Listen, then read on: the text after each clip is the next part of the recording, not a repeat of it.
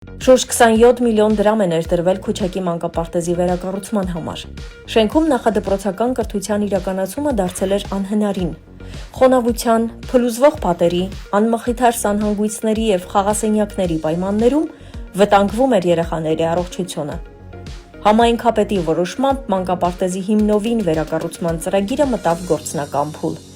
Այժմ շենքում առկա բոլոր խնդիրները լուծում են ստանում։ Կստանանք չափորոշիչներին համապատասխան պայմաններ, կաշխատենք ավելի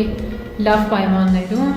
կրթական ծրագրերը ավելի լավ կկազմակերպենք։ Շինարարությանն անձամբ հետևում է համայնքի ղեկավար Կարեն Եղիազարյանը։ Ի սկզբանե հաստատված նախագծում փոփոխություններ է պահանջում։ Խոհանոցը շենքի առաջին հարկում է։ Շենքը պետք է ունենա սննդի վերելակ, որպեսզի սնունդը առավել մաքուր և դյուրին պայմաններում հասնի երեխաներին։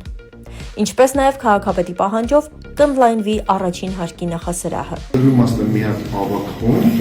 վերևը երկու խումբ, ստեղ մի հատ տնօրենի սենյակ, մի հատ լոգոպեդի սենյակ, փոխել թողին ավագ